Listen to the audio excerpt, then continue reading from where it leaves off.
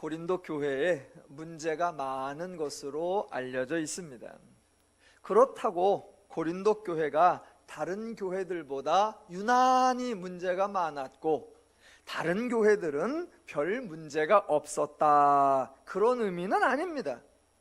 바울이 고린도 교회뿐만 아니라 로마에 있는 교회, 에베소에 있는 교회, 골로새의 교회, 빌립보의 교회, 데살로니가의 교회 등 여러 교회에도 편지를 보냈는데 그 모든 편지에 공통되는 내용이 참으로 많습니다. 이 말은 초기 교회가 대부분 아직은 복음에 대해, 그 복음의 내용, 복음의 성품에 대해 온전히 충분히 알지 못했다라는 것을 보여줍니다. 그들이 복음에 대해 온전히 알지 못했다라는 것은 책망받을 만한 일이 아니라 그냥 당연한 일입니다. 왜냐하면 아직 초기이니까. 서신서에 보면 바울이 당시의 성도들을 대하는 아주 전형적인 복음다운 모습을 보여줍니다. 그것은 성도들의 믿음이나 성도들의 충성, 성도들의 실천, 성도들의 내용에 따라 성도를 판단하지 않았다라는 것입니다. 분명 성도들의 신앙적 내용은 빈약했고 성도들의 신앙적 실천은 허접했습니다. 그럼에도 불구하고 바울은 단호하게 너희들은 성도다라고 인정했습니다. 단 한 번도 너희 행동을 보니 구원이 의심스럽다라거나 너희 말을 들어보니 너희 믿음이 신뢰가 안 간다라는 등의 아주 의심적인 표현이나 성도됨을 회의하는 그런 언급을 하지 않습니다.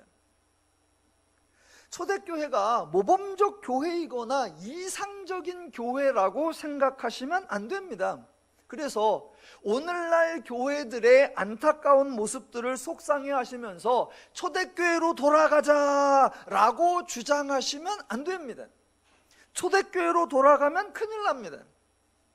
사도행전을 보면 초대교회에 복음의 능력이 나타나는 그런 사건들이 등장합니다. 하지만 동시에 성도들의 매우 연약한 복음의 내용에 대해 미숙한, 그래서 다양한 실수와 문제들이 많이 등장하는 것도 볼 수 있습니다.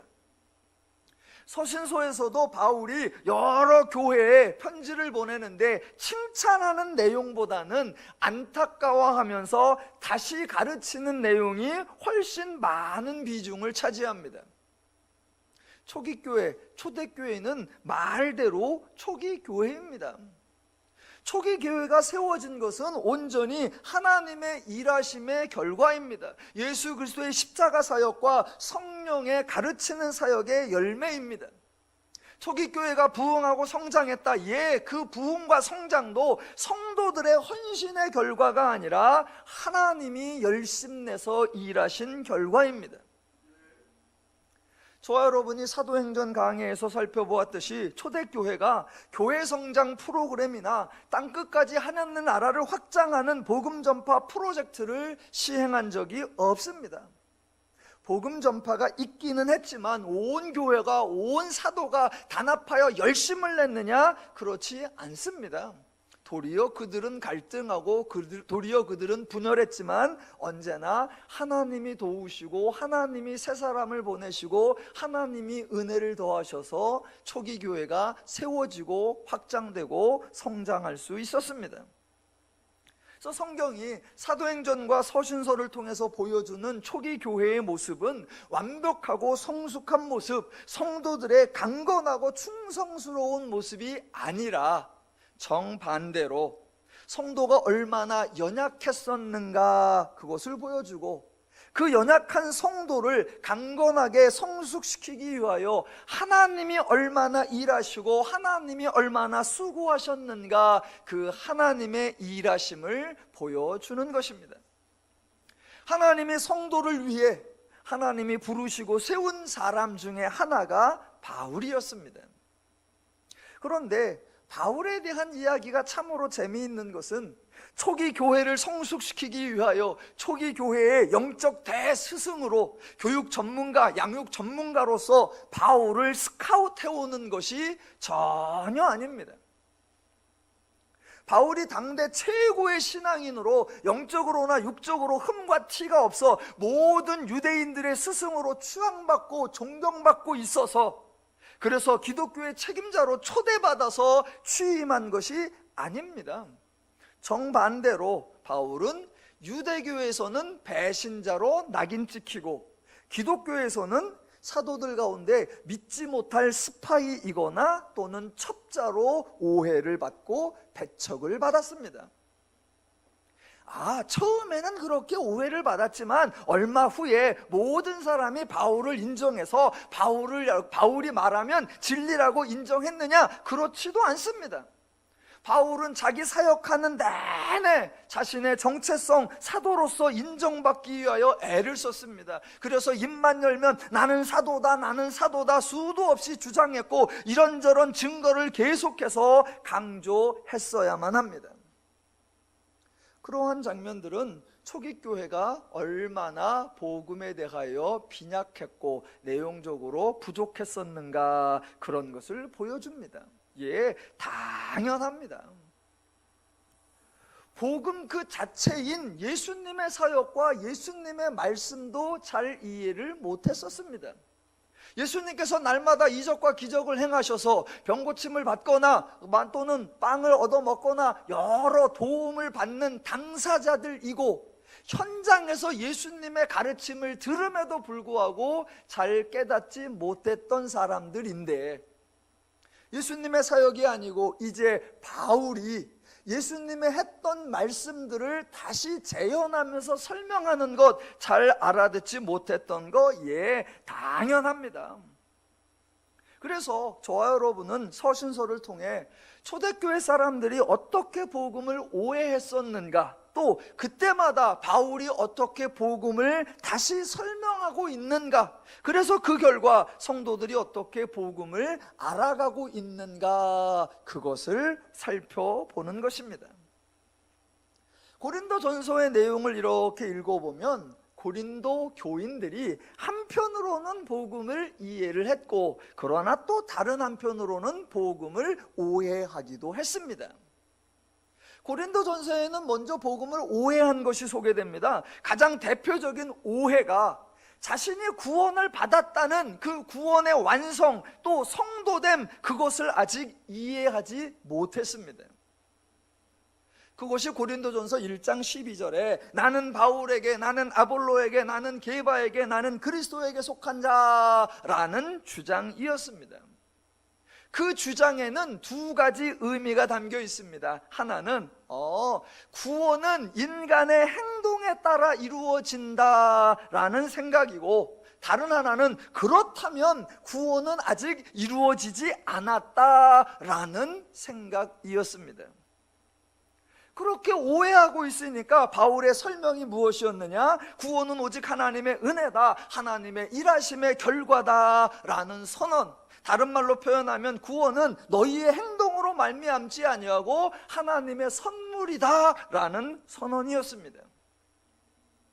사람들이 두 가지 의미로 오해하고 있었죠. 우리 행동에 따라 구원이 온다, 그러니까 아직 구원이 안 왔다, 그렇게 오해를 하니까 바울의 설명에도 두 가지 설명이 들어가는 겁니다. 구원은 하나님의 은혜로 주시는 거다, 그래서 이미 구원을 주셨다, 즉 너희들은 구원을 받았다라고 설명했던 것입니다. 하나님이 하셨다라는 것과 너희들은 구원을 받았다라는 말은 언제나 함께 가는 세트입니다. 그래서 처음에 고린도 교인들이 자신들이 구원받았다는 그 내용에 대해서 좀 미흡하게 알고 있었습니다.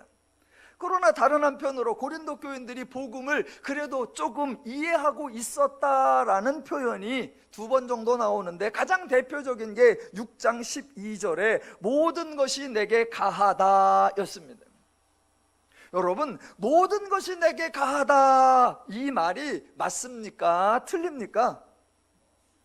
맞습니다. 바울도 그 말을 틀렸다고 지적하지 않습니다. 그래서 12절 그 다음에 모든 것이 내게 가하나 다 유익한 것이 아니요 모든 것이 내게 가하나 내가 무엇이든지 얽매이지 아니하리라 라고 했습니다. 모든 것이 가하다고 인정했습니다.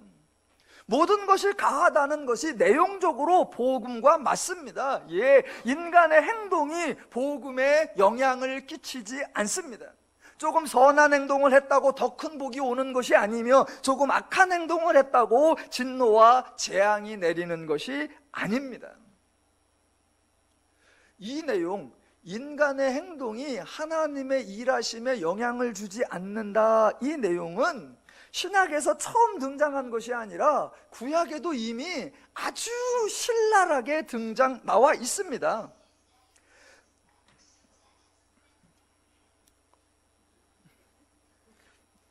예, 차 빼주세요. 구약 욥기서에 보면 욥의 친구들이 욥을 찾아와서 그 중에 엘리바스라는 사람이 엉뚱한 말을 하는데 엉뚱한 말을 하는 중에 바른 말을 한마디 합니다. 그런데 그게 모든 것이 다 가하다, 즉 인간의 행동이 하나님에게 영향을 끼치지 못한다, 그 내용과 유사합니다. 제가 읽어볼게요. 욥기 22장 2절. 사람이 어찌 하나님께 유익하게 하겠느냐? 지혜로운 자도 자기에게 유익할 따름이니라. 네가 의로운들 전능자에게 무슨 기쁨이 있겠느냐? 내 행위가 온전한들 그에게 무슨 유익이 있겠느냐입니다. 35장에 가면 엘리후라는 사람이 등장해서 또 비슷한 말을 합니다. 6절. 그대가 범죄한들 하나님께 무슨 영향이 있겠으며 그대의 악행이 가득한들 하나님께 무슨 상관이 있겠으며 그대가 의로운들 하나님께 무엇을 드리겠으며 그가 그대의 손에서 무엇을 받으시겠느냐입니다. 이 같은 고린도 교인들이 모든 것이 가하다라는 복음의 내용을 이해했었습니다. 또 하나, 그래도 고린도 교인들이 복음을 이해했구나, 그 이해가 8장입니다. 고린도전서 8장 1절을 보시면 우상의 제물에 대하여는 우리가 다 지식이 있는 줄을 아나 이고, 그 지식에 관한 내용이 8절입니다. 8절은 고린도 교인들이 알고 있는 내용을 바울의 입을 통해서 말하는 겁니다. 음식은 우리를 하나님 앞에 내세우지 못하나니 우리가 먹지 않는다고 해서 더 못 사는 것도 아니고 먹는다고 해서 더 잘 사는 것도 아니니라 입니다. 앞장에 나왔던 6장에 모든 것이 내게 가하다 똑같습니다. 뭘 안 먹는다고 더 신실해지는 거 아니고 뭐 먹는다고 더 부정해지는 거 아니다. 인간의 행동이 하나님의 역사에 상관이 없다라는 것입니다. 바울은 고린도 교인들이 주장하는 그 내용을 인정합니다. 아, 너희들이 그렇게 알고 있는데 잘못 알고 있어. 정확하게 말하면 우상의 제물을 먹으면 안 돼 라고 말하지 않습니다. 고린도 교인이 틀렸다고 말하는 것이 아니라 너희들이 알고 있는 지식 맞다, 그러나 그 지식 이상의 것을 했으면 좋겠다라고 기대하는 겁니다. 그 기대가 3번 반복됩니다. 8장 7절. 그러나 이 지식은 모든 사람에게 있는 것은 아니므로 어떤 이들은 지금까지 우상에 대한 습관이 있어 우상의 제물로 알고 먹는 고로 그들의 양심이 약하여지고 더러워지느니라 입니다. 즉 지식 있는 교인들을 걱정하는 것이 아니라 지식 없는 사람들을 걱정하는 겁니다. 9절. 그런즉 너희의 자유가 믿음이 약한 자들에게 걸려 넘어지게 하는 것이 되지 않도록 조심하라. 예, 교인들의 지식이 맞고 교인들에게는 자유가 있다는 걸 인정하는 겁니다. 10절. 지식 있는 네가 우상의 집에 앉아 먹는 것을 누구든지 보면 그 믿음이 약한 자들의 양심이 담력을 얻어 우상의 제물을 먹게 되지 않겠느냐. 예, 이번에도 교인들이 먹는 것을 문제 삼는 것이 아니라 그 교인들을 바라보는 사람들을 걱정하는 것입니다. 그래서 교인들 너희 틀렸다, 너희 잘못한다가 아니라 그들의 지식과 그들의 내용을 인정해 주는 겁니다. 자, 그것을 바울은 8장 1절에서 뭐라고 표현했느냐? 지식은 교만하게 하며 사랑은 덕을 세우나니 라고 했습니다.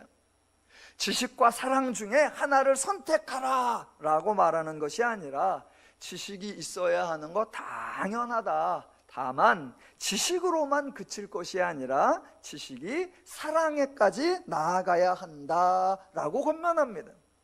그리고 그 지식과 사랑의 관계를 조금 더 자세히 설명해 주는 것이 8장 13절부터 이제 9장으로 이어지는 것입니다. 8장 13절. 그러므로 만일 음식이 내 형제를 실족하게 한다면 나는 영원히 고기를 먹지 아니하여 내 형제를 실족하지 않게 하리라. 이 바울의 말은 표현 하나하나, 단어 하나하나, 문맥의 흐름을 잘 파악하셔야 합니다. 자, 지금 바울은 고린도 교인들의 지식이 틀렸다 그렇게 말하지 않고, 또 지식은 맞기는 했지만 행동이 틀렸다 그렇게도 말하지 않고, 더 나아가 너희들은 상대를 사랑해야 한다라고 명령하지도 않습니다. 무슨 말이냐면, 사랑을 강조하려면 그 사랑을 강조하는 표현 자체도 사랑스럽게 해야 한다라는 겁니다. 바울은 지금 지식은 교만하게 하며 사랑은 덕을 세우니라 라고 말했습니다. 그렇다면 바울의 행동도 상대방에게 사랑으로 드러나야 하고, 바울의 행동이, 말과 행동이 상대방에게 덕을 세워야 합니다. 바울이 고린도 교인들에게 편지를 쓰고 있는데 지식은 교만하게 하며 사랑은 덕을 세운다 라고 말하면서 자기가 사랑으로 하지 않으면 말과 행동이 다른 겁니다. 그러니까 그런 말을 하는 바울은 고린도 교인들을 사랑으로 대해야 하고, 그 결과 바울이 잘났구나 라는 결론이 아니라 고린도 교인들에게 덕이 세워져야 합니다. 그래서 자기가 말한 대로 행동을 먼저 해야 하는 사람이 누구냐? 바로 바울입니다. 바울은 그렇게 하고 있다는 겁니다. 제가 참으로 안타까워하는 게 뭐냐면, 사랑을 강조하는 사람들이 사랑으로 행동하지 않는다라는 거예요. 제가 언제 예를 들었지요. 제자 훈련할 때 제일 답답한 게 뭐냐면, 요번에 제자 훈련반을 모집하겠습니다. 3개월 동안 합니다. 요번 제자 훈련반 주제는 온유입니다. 그래 놓고 온유를 3개월간 배우는데 그 3개월 동안에 온유가 없어. 숙제 안 해오면 험한 말을 하고, 결석하면 그따위로 해서 되냐고 그러고, 조금 나태하면 탈락시키고. 그러니까 온유를 공부하는데 석 달간 온유가 없어. 대신 석 달 동안 온유에 대한 구절만 외워. 그런 게 어디 있어요? 사랑은 덕을 세운다라고 말을 하면 그 말을 하는 사람이 말과 행동을 사랑으로 해야 합니다. 그런데 사랑을 강조하는 사람들이 사랑으로 행동하지 않습니다. 더 속상한 것은 지식은 교만하게 하고 사랑은 덕을 세운다라고 말하면서 사랑을 강요한다는 겁니다. 여러분, 어떻게 사랑을 명령할 수 있습니까? 아니, 명령까지는 아니라고 해도 어떻게 사랑을 요구할 수 있습니까? 절대로 해서는 안 되는 것 중에 하나가 감정을 명령하는 것, 감정을 지시하는 것, 감정을 요구하는 것입니다. 항상 기뻐하라. 아니, 도대체 이게 얼마나 무례한 말입니까? 범사에 감사하라. 도대체 이게 얼마나 비인격적인 말입니까? 원수를 사랑하라. 도대체 이게 얼마나 강압적인 말입니까? 성경에 나오는 말이라고 무턱대고 따라해서는 안 되고, 성경에 나오는 말이라고 내가 당당하게 할 수 있는 말이 아닙니다. 항상 기뻐하라, 범사에 감사하라, 그거 바울이 한 말이에요. 오늘 고린도전서도 바울이 한 말이에요. 그런 표현이 나옵니다. 그렇다면 과연 표현이 성경에 등장하는데 어떤 의도로 그런 말을 하고 어떤 방식으로 그런 말을 하고 누구에게 그 말을 하고 왜 그 말을 하는지 잘 살펴보아야 합니다. 앞뒤 다 떼어내고 성경에 나온다. 항상 기뻐하라고 했습니다. 하나님의 명령입니다. 범사에 감사하라고 했습니다. 하나님의 명령입니다. 기뻐하거나 감사하지 않는 건 하나님의 명령에 불순종하는 겁니다. 그렇게 말해서는 안 됩니다.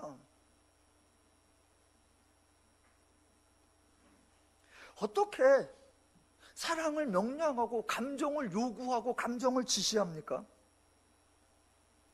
지금 바울은 고린도 교인들에게 하고 싶은 말이 있어요. 그런데 그 하고 싶은 말을 매우 신중하게 하고 매우 단계를 거쳐가면서 합니다.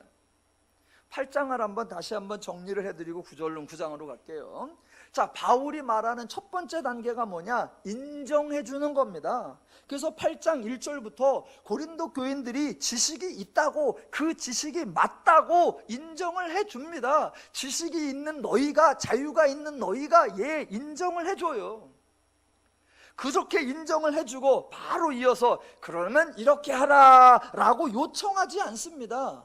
첫 단계가 인정을 해주고 두 번째 대가 권면입니다. 권면은 이렇게 하라, 그런 지시형 권면이 아니라 조심했으면 좋겠다라는 권면입니다. 그게 8장 9절이었습니다 9절을 보시면 1단계 인정과 2단계 권면이 모두 포함되어 있습니다. 9절 맨 앞에 그런즉 너희의 자유가, 여기까지가 인정입니다. 너희에게 자유가 있다는 것을 인정해 주는 거예요. 틀린 것이 아니고 잘못한 것이 아니라고 인정해 줍니다. 그리고 나서 너희의 자유가 믿음이 약한 자들에게 걸려 넘어지게 하는 것이 되지 않도록 조심하라 입니다. 제가 만약 이 편지를 받은 고린도 교인이라면 책망받는 느낌, 지적받는 느낌이 들지 않을 것 같습니다. 편지를 읽자마자 내가 틀렸구나, 고쳐야 되는구나, 안 고치면 뭔가 큰일이 날겠구나, 그런 생각이 안 들 것 같습니다. 다만 신중해야 하는구나, 조금 더 사려가 깊어야 하겠구나 라는 생각이 들 것 같습니다. 지식 있는 사람의 가지는 가장 위험한 요소가 뭐냐? 바로 정당성입니다. 내가 맞다, 내가 옳다는 것이 정당성을 가지고 명분을 가지고 힘을 가지게 합니다. 그렇게 되면 상대방에게 강하게, 세게, 공격적으로, 적극적으로 행동할 위험이 있습니다. 그게 바로 바울이 말한 지식은 교만하게 한다입니다. 저도 설교하는 사람이라 늘 조심하고 또 다른 사람의 설교도 방송이나 여러 가지를 통해서 자주 듣습니다. 그런데 설교를 들어보면 너무나 당연하게 이렇게 해야 합니다 라고 요구하는 것을 듣습니다. 종종 일종의 정언명령처럼 확정해서 말해버립니다. 마치 본인들은 무리한 요구를 하는 것이 아니라 이 정도는 당연하다라고 말하는 것처럼 말합니다. 아니요. 상대방에게 당연한 요구란 존재하지 않습니다. 내가 상대방에게 어떻게 요구하는 것이 당연합니까? 내 마음이 아니고 내 감정이 아니고 내 행동이 아닌데 어떻게 상대방의 마음, 상대방의 감정, 상대방의 행동을 이렇게 해야 한다, 저렇게 해야 한다라고 단언하고 요구할 수 있습니까? 성경을 보시면 하나님도 인간에게 그런 태도로, 그런 말씀으로, 그런 행동으로 대하시지 않으셨습니다. 자, 바울의 1단계가 상대방을 인정해 주는 거고 2단계가 권면해 주는 거고, 그러면 거기까지 갔으면 권면한 다음에는 이제 3단계에서는 구체적으로 이렇게 행동하라 라고 요구할 것 같은데 바울에게는 상대방에게 요구하는 것이 없습니다. 마지막 단계가 3단계인데 3단계는 상대방에게 기대하는 것을 본인이 먼저 행동하는 것, 그거예요. 그게 8장 13절부터 9장입니다 13절 보세요. 그러므로 만일 음식이 내 형제를 실족하게 한다면 나는 영원히 고기를 먹지 아니하여 내 형제를 실족지 않게 하리라 입니다.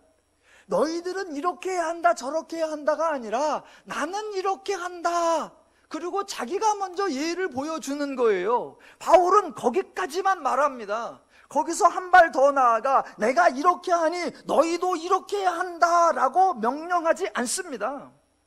내가 상대방에게 기대하는 행동을 내가 먼저 행동하는 것, 거기까지만입니다. 그런 나의 행동을 보고 상대방이 배우기를 원하고 더 나아가 나처럼 행동하기를 기대할 수는 있습니다. 그러나 너는 이래야 한다, 너는 나처럼 해야 한다 라고 절대로 말하지 않습니다. 왜 그러느냐? 그게 바로 하나님의 방식입니다. 기독교라는 종교를 설명할 때 제가 세상 종교와 세상의 방식과 대조해 드린 적이 있습니다. 세상 죄의 원리를 한자성어로 하면 진인사 대천명, 인간이 할 일을 다하고 하나님의 하늘의 뜻을 기다린다. 그러나 기독교 신앙은 정반대로 선신행 후인응, 신이 즉 하나님이 먼저 행하시고 후에 인간의 반응을 기대한다. 예, 이게 기독교, 이게 하나님의 원리예요. 너는 이렇게 하라, 이게 법이다, 이게 규례다, 이거 명령이다 라고 지시하는 것이 아니라 하나님이 인간에게 사랑으로, 하나님이 인간에게 긍휼로, 하나님이 인간에게 자비로, 하나님이 계속적으로 인간에게 기대하는 것을 하나님이 행하시는 거예요. 그래서 그 하나님을 보고 그 하나님을 배우고 그 하나님에게 감동 먹어 인간이 하나님처럼 따라하는 반응이 나오도록 하시는 겁니다. 지금 바울이 그거예요. 인정해주고 권면해주고 세 번째 단계에서는 자신이 그렇게 행동하는 거예요. 기독교를 이렇게 생각해보면 기독교는 정말로 고상한 종교고 기독교는 정말로 고퀄리티 종교입니다. 제발 기독교를 천박하게 만들지 마시기를 주님의 이름으로 간절히 부탁을 드립니다. 바울이 왜 이렇게 행동하는지에 대한 설명이 너무나 아름답게 펼쳐집니다. 자, 9장 1절 보세요. 내가 자유인이 아니냐, 내가 사도가 아니냐, 예수 우리 주를 보지 못하였느냐, 주 안에서 행한 나의 일이 너희가 아니냐입니다. 자, 고린도 교인들이 주장했던 것이 지식에 근거한 모든 것이 가하다라는 자유였습니다. 자유는 마음 먹은 대로 행동할 수 있다는 자유고 동시에 행동할 수 있다는 권리입니다. 그래서 바울도 동일한 것을 강조합니다. 나도 자유인이 아니냐? 예, 정답은 자유인이다입니다. 나도 권리가 있다는 거예요.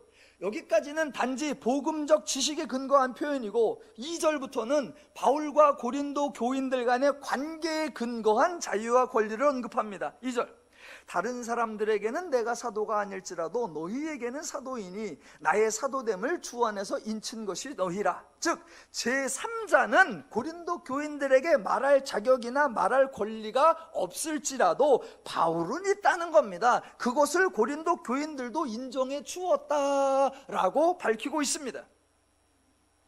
자, 지금 바울이 8장부터 고린도 교인들의 약간 안타까운 행동과 문제 있는 행동을 바로잡으려고 말을 하는데 바울은 섣불리 너희가 이런 게 부족하다, 너희가 지식은 맞지만 모자란 게 있다라고 책망하듯 말하지 않는다는 겁니다.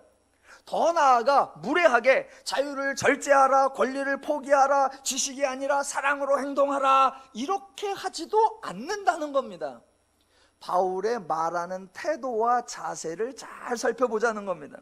도리어 바울은 고린도 교인들과 계속해서 공감을 표시하고 교감합니다.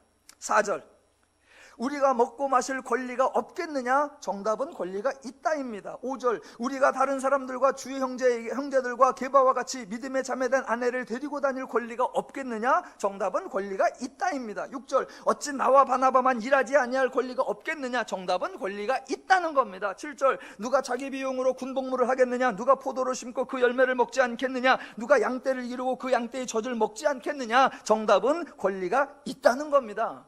바울은 자기의 권리를 주장하면서 동시에 고린도 교인들의 권리가 있다라는 것도 인정해 주는 겁니다. 지금 바울은 자유와 권리를 인정해 주고 있습니다. 섣불리 야, 사랑해야 돼, 희생해야 돼, 양보해야 돼, 절제해야 돼, 포기해야 돼, 그런 말 하지 않습니다. 바울의 말이 단지 자기의 개인적 소견이 아니라 하나님 말씀에 근거한 것이다 라고 설명하는 것이 9절부터입니다. 9절. 모세의 율법에 곡식을 밟아 떠는 소에게 망을 씌우지 말라 기록하였으니, 이게 신명기 25장 4절에 나오는 말씀입니다. 계속해서 하나님께서 어찌 소들을 위하여 염려하심이냐, 오로지 우리를 위하여 말씀하심이 아니냐, 과연 우리를 위하여 기록된 것이니, 밭 가는 자는 소망을 가지고 알며 곡식 떠는 자는 함께 얻을 소망을 가지고 떠는 것이니라. 13절. 성전의 일을 하는 이들은 성전에서 나는 것을 먹으며 제단에서 섬기는 이들은 제단과 함께 나누는 것을 너희가 알지 못하느냐. 정답은 알고 있다. 그런 권리가 있다라는 겁니다.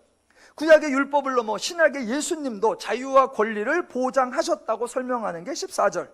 이와 같이 주께서도 복음 전하는 자들이 복음으로 말미암아 살리라 명하셨느니라 입니다.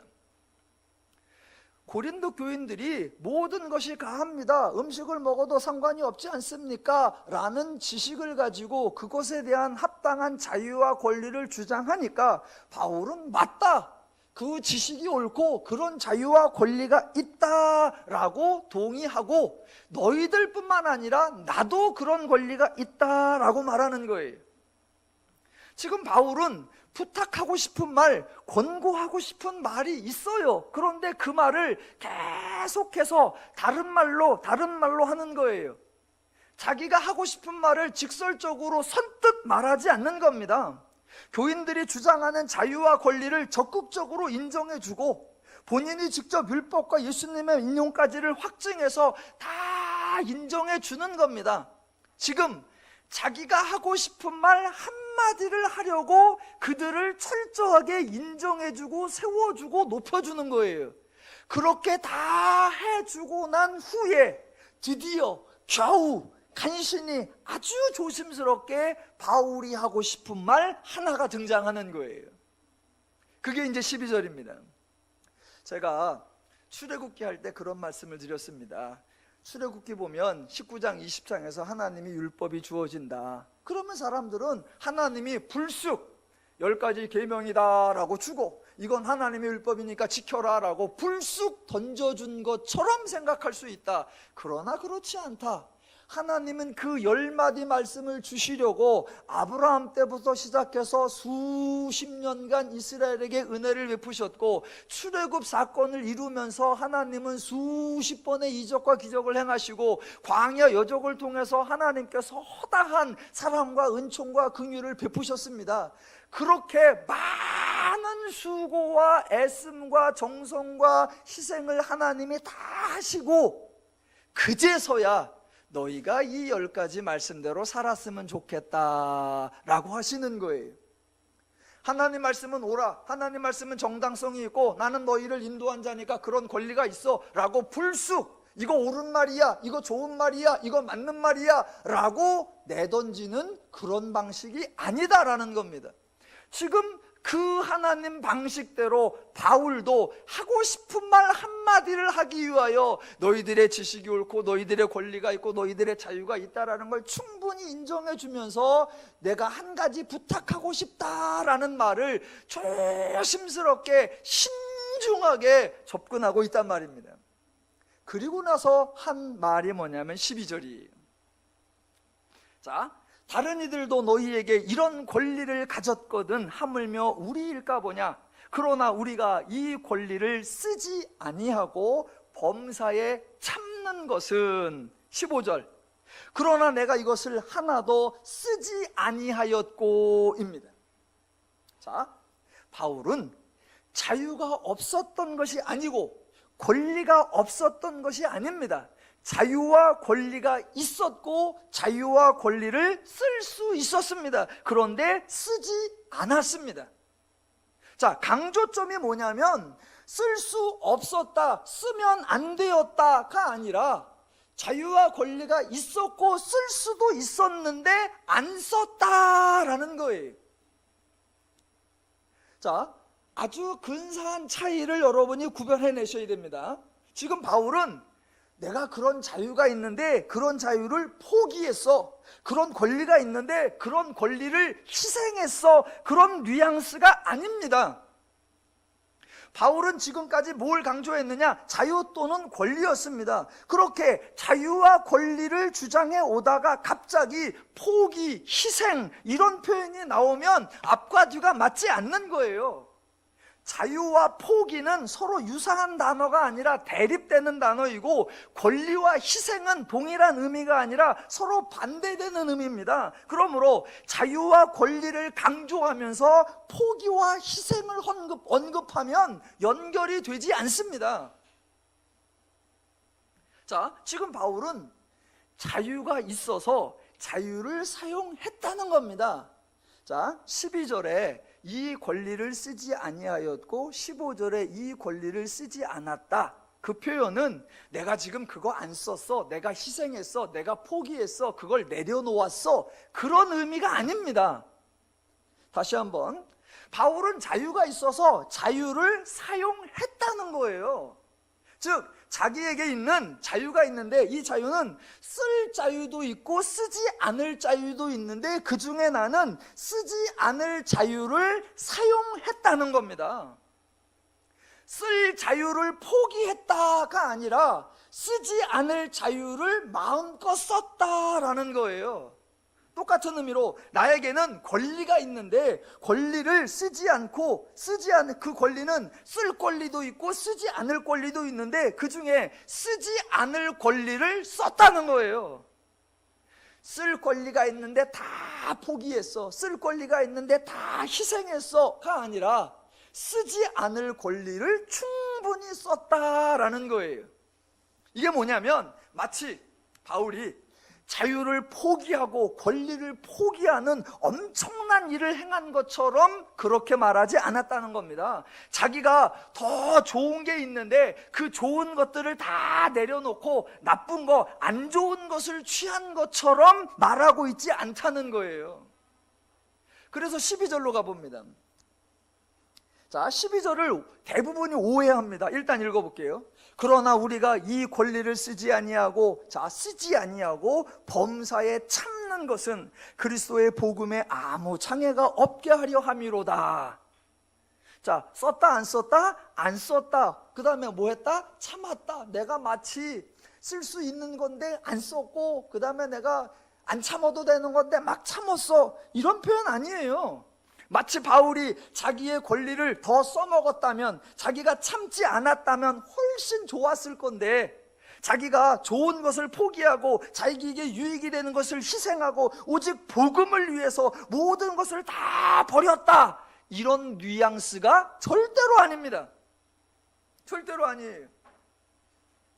자, 기독교는 인간의 희생을 요구하지 않고, 복음은 인간의 포기를 요구하지 않고, 하나님의 사역은 인간이 자신의 것을 내려놓는 것으로 이루어지는 것이 아닙니다. 자, 6장 12절에서 교인들이 모든 것이 내게 가하다라고 주장할 때 바울이 그들을 권면했었죠. 뭐라고 권면했냐면 포기해라, 희생하라가 아니라 모든 것이 가하나 모든 것이 유익한 것이 아니다. 즉 유익을 강조했습니다. 유익. 모든 것이 가한데 너희에게 유익이 되게 하라. 그래서 7장 35절에서도 내가 이것을 말함은 너희의 유익을 위함이요 라고 말했습니다. 자, 일반적으로 기독교에서 희생, 양보, 절제, 포기, 헌신 이런 것들이 미덕처럼 여겨집니다. 예, 그게 미덕인 것은 맞는데 기독교가 희생, 양보, 절제, 포기, 헌신 이런 것을 언급할 때 도대체 누구의 희생을 말하는 건지, 누가 희생하고 누가 헌신하고 누가 양보하는 건지 그 주체를 잘 분별해야 합니다. 기독교의 최고의 덕목은 인간의 유익, 인간의 행복입니다. 그 인간의 유익을 위해서 하나님은 인간에게 희생을 요구하지 않고 도리어 하나님이 희생해서 인간을 행복하게 해주십니다. 이게 기독교예요. 하나님이 친히 영광을 양보하고 하나님이 친히 존귀를 포기해서 그 결과 인간을 존귀하게, 인간을 유익하게 해줍니다. 기독교가 양보, 희생, 포기 왜 강조해요? 누가? 하나님이 희생했다, 하나님이 포기했다, 하나님이 양보했다예요. 그 하나님으로 말미암아 인간이 존귀해졌다는 겁니다. 그걸 바꾸면 안 돼요. 그걸 바꾸면 인간이 희생하고 인간이 포기해서 하나님이 영광을 받으셨다라고 말하면 기독교는 가장 비인간적인 종교가 되는 겁니다. 인간이 수고하고 인간이 헌신을 해서 하나님이 존귀해졌다, 그렇다면 기독교는 잔인하고 사악하고 비열한 종교입니다. 자, 12절과 15절에 나오는 쓰지 아니하였고, 이 표현은 쓰고 싶었는데 못 썼어, 이런 부정적 의미가 아니라 나는 안 쓰는 쪽으로 썼어 라는 긍정적 의미이고, 쓸 수가 없었어 라는 수동적 의미가 아니라 내가 안 썼어 라는 능동적인 의미입니다. 그래서 15절 중간이 가능한 거예요. 또 이 말을 쓰는 것은 내게 이같이 하여 달라는 것이 아니라 입니다.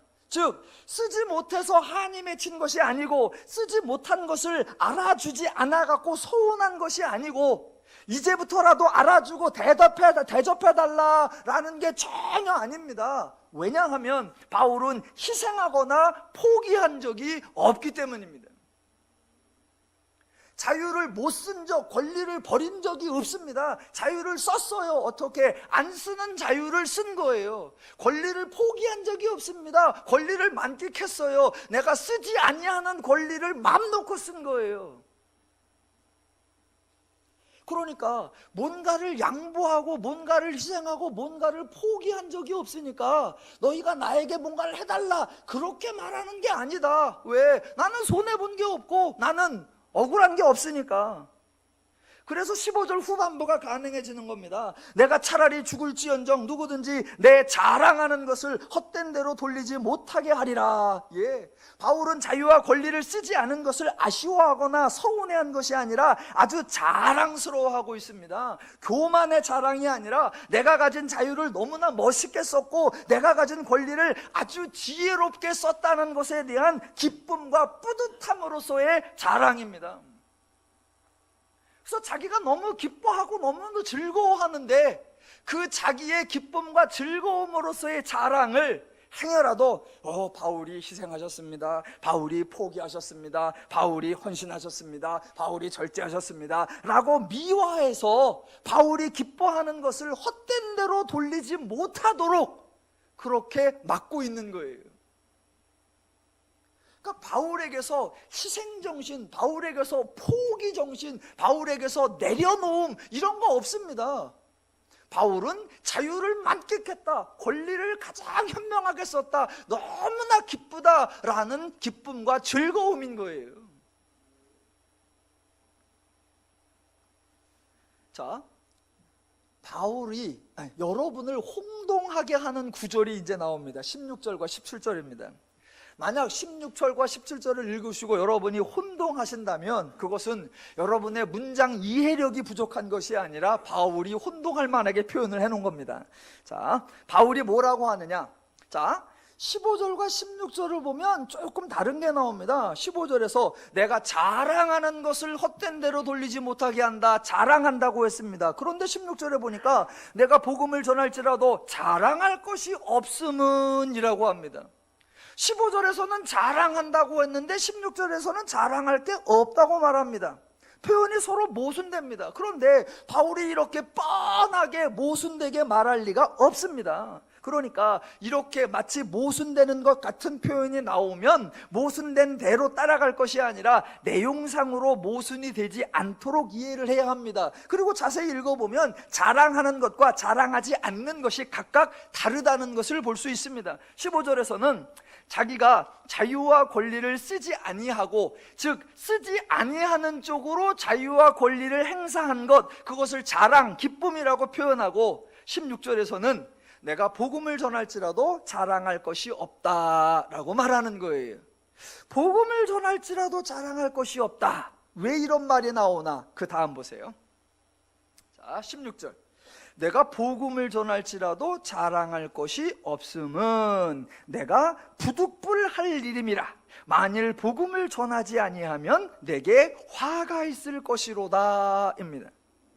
문맥의 흐름을 잘 파악하셔야 됩니다. 지금 자유와 권리를 지혜롭게 쓰는 것, 하나님은 강요나 명령이 없고 인간은 희생이나 포기가 아니라는 걸 강조해 왔습니다.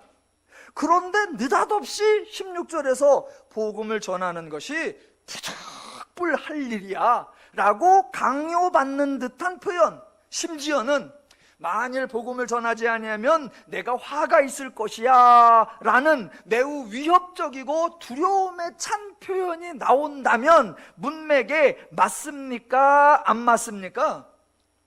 예, 대답해 주셔서 감사합니다. 안 맞습니다. 예, 대답을 안 해주신 건 동의인 줄 알고, 예, 안 맞습니다. 그래서 16절을 문맥에 맞게 제가 풀어서 설명을 해볼게요. 이런 말입니다. 16절.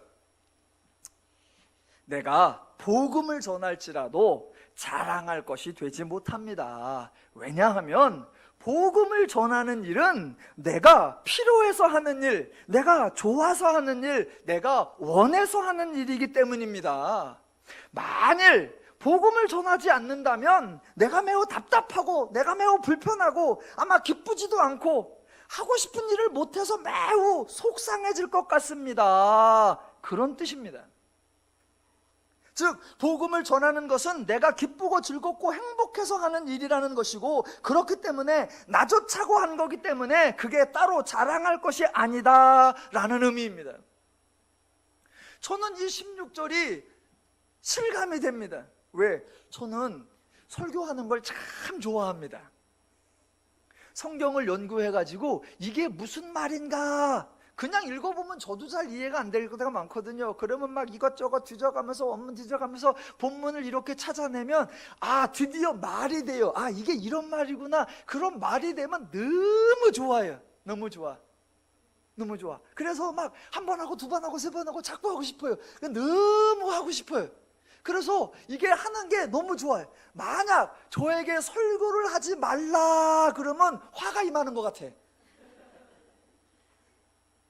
내가 설교를 안 하면, 즉 복음을 안 전하면 하나님이 화를 내린다 이런 의미가 아니에요. 내가 만약 이 일을 안 하면 하고 싶은 걸 못해서, 기쁜 걸 못해서, 좋은 일을 못해서 아유 화병이 날 것 같아, 아유 몸살이 날 것 같아, 아유 답답하고 미칠 것 같아, 그 말이에요. 부득불은 원하지도 않는데 하라고 하니까 어쩔 수 없어가 아니라 필요해서예요. 내가 필요해서, 내가 좋아서, 내가 하고 싶어서 하는 일이야. 그러니까 자랑할 게 없는 거고, 그렇게 좋아하는 걸 내가 하는데 만약 그 일을 안 하면 나에게 화병이 생길 것 같아요. 그 얘기입니다. 지금 앞에서부터 계속 뭔 얘기를 해왔다? 자유와 권리 이야기를 해왔어요. 그러니까 내가 복음을 전하는 것도 지금 뭐로 하는 거다? 자유로, 내 기쁨으로, 내 행복으로, 내 즐거움으로 행하고 있다. 그 표현이에요 16절이. 자 17절까지 가볼게요. 자 17절. 내가 내 자의로 이것을 행하면 상을 얻으려니와 내가 자의로 아니한다 할지라도 나는 사명을 받았노라. 이게 자의로 한다는 말이에요, 자의로 안 한다는 말이에요? 이게 자의로 한다는 걸 강조하는 거예요, 사명으로 한다는 걸 강조하는 거예요? 네. 자, 한번 문장을 풀어보겠습니다. 이렇게 되는 겁니다. 내가 내 자의로 이것을 행하면 상을 받으려니와, 즉 내가 자의로, 즉 하고 싶어서, 명령이 아님에도 불구하고, 의무가 아님에도 불구하고, 하지 않은 일인데도 불구하고 내 스스로 행하면 안 해도 될 일을 한 거니까 상을 받을 수 있다, 그 말이에요. 그리고 만약 자의로 아니한다 할지라도 나는 사명을 받았노라. 이건 무슨 말이냐면, 만약 내가 자의로 하는 것이 아니라면, 내가 스스로 하는 것이 아니라면, 자의도 아니고 원하는 것도 아닌데 내가 만약 하고 있다면 그거는 명령을 받았기 때문에, 그거는 짐을 받았기 때문에 억지로 하고 있는 것일 겁니다. 그 표현이에요. 그 표현을 뭐라고 표현했느냐? 사명이라고 번역을 해놨어요. 그러니까 지금 바울은 자유를 강조했습니까? 의무를 강조했습니까? 정답은 자유입니다. 지금까지 바울은 권리를 강조했습니까? 사명을 강조했습니까? 정답은 권리입니다. 그런데 갑자기 느닷없이 뜬금없이 돌변해서 부득불 화가 있을 것이로다, 사명이다 라고 말할 리가 있습니까? 없습니까? 예, 정답은 없습니다. 그래서 17절을 풀어서 읽으면 이렇게 됩니다. 내가 복음을 전하는 것은 명령이나 의무로 행하는 것이 아니라 온전히 자의로 내가 원해서 하는 겁니다. 이렇게 하지 않아도 되는 것을 자의로 행하는 것이기에 상을 받을 수도 있습니다. 만약 내가 자의로 행하는 것이 아니라면 그것은 단지 의무 또는 짐 또는 부담일 뿐입니다. 이렇게 말하는 거예요. 혹시 목사님은 뻑하면 본문은 그게 아니라고 그러고 뻑하면 원문은 그게 아니라고 하고 우리가 원문을 모른다고 혼자 그렇게 공격적으로 하는데 그 해석이 맞는지 틀리는지를 우리가 어떻게 합니까? 라고 물으신다면 제 해석이 맞다라는 증거를 제시해 드리겠습니다. 그 증거가 어디 있느냐? 18절입니다. 18절. 자, 18절을 보시겠습니다. 그런즉 내 상이 무엇이냐? 내가 복음을 전할 때에 값없이 전하고 복음으로 말미암아 내게 있는 권리를 다 쓰지 아니하는 이것이로다 입니다. 지금 18절에서 상을 언급하고 있고 본인이 상을 받았다라고 말합니다. 자, 17절로 가보면 분명 17절에서 내가 내 자의로 이것을 행하면 상을 얻으려니와 라고 말했습니다. 만약 17절이 자의를 행하는 것을 강조하는 것이 아니라 사명이야 라고 사명을 강조하는 것이었다면 18절에서 상에 대한 언급이 안 나와야 합니다. 그런데 18절에 그런즉 내 상이 무엇이냐라고 상에 대한 언급이 나옵니다. 그렇다면 17절이 사명 또는 책임 또는 의무를 강조하는 것이 아니라 뭐를 강조하는 거다? 내가 자의로 했습니다 라는 걸 강조하는 게 분명합니다. 지금 바울은 고린도 교인들에게 지식을 설명해주고 그 지식 이상의 것을 부탁하고 싶은데 성도는 이래야 돼. 이게 은혜 받은 자의 본분이고 이게 은혜 받은 자의 자세고 이게 은혜 받은 자의 태도야. 이게 하나님 앞에 바른 명령이고 하나님의 책임이고 하나님이 이거 안 하면 이거 화가 와. 이런 뉘앙스로 전혀 말하지 않는다는 겁니다. 나도 어느 날 졸지에 하나님 앞에 붙들려 와가지고 해야 돼. 안 하려고 했는데 안 할 수가 없더라고. 부득불 해야 되고 어이구 조금 안 하려고 그랬더니 화가 막 오는 게 보이더라고. 그래서 참 내하고는 아무 관계가 없지만 사명이라 어쩔 수 없이 하고 있어. 이런 뉘앙스가 전혀 없다는 겁니다. 본인도 억지로 하는 뉘앙스가 전혀 없고 동시에 성도들에게도 뭔가 의무로 짐으로 부담으로 전혀 권면하지 않습니다. 동시에 자기도 뭔가를 행하는 것처럼 포기하고 희생하고 양보한 것처럼 자랑하고 교만하고 아니라 자기 기쁨을 표현하는 것이며 행여 그 기쁨이 상대방에 의하여 미화되어서 자기 기쁨이 헛된 것이 되어질까 봐 조심하고 있고 그 똑같은 모습을 성도들에게도 기대하며 설득하는 겁니다. 엊그제 방송에서 여러분 그 이국종이라고 외과 의사 아시죠? 그 아덴만 사건 났을 때 그리고 그 응급 그 외과 의사 그 아덴만 했던 그 사람 이국종 씨 그분의 인터뷰가 나왔어요. 뭐 그분이 지금 그 외상치료 전문 의사를 하느라고 어지간히 홀대를 받으며 어지간히 비난을 받으며 고분분투 싸우고 있어요. 고분분투. 그분이 인터뷰 기사 중에 참 바울 같은 기사가 하나 나오더라고요. 그분이 뭐라고 표현했냐면 나는 지금 어마어마한 일을 하고 있는 게 아니다. 생명을 살려내기 위하여 모든 위협과 그런 것들 무릅쓰고 엄청난 일을 행하고 있는 게 아니다. 만약 내가 그런 생각을 갖는다면 나는 서운함이 들어서 못 견딜 거다. 자기가 그런 생각을 갖고 내가 의사로서 잘 나갈 수 있는데 포기하고, 내가 이 외상치료, 이 긴박한 자들을 위해서 모든 걸 포기하고 여러 단체에서 외압 들어오는 거를 막아가면서 내가 이렇게 희생하면서 이렇게 중요한 일을 하고 있다 라고 사람들이 격려할 때에 자기도 그런 것처럼 자기 일을 생각하면 서운해서 못 견딘다는 거예요. 서운해서. 그래서 자기는 그런 마음이 없다. 어디 가서도 내가 의사 노릇할 거고 어디 가서도 사람 치료할 건데 이게 내 일이다 라고 나는 내 일을 기쁨과 즐거움에서 한다. 그래서 외압을 외압으로 느낀 적이 없고 서운함이 든 적이 없다. 그 인터뷰를 제가 9장 뒤에 붙이려고 그랬잖아요. 9장 뒤에 붙이려고 그랬어요.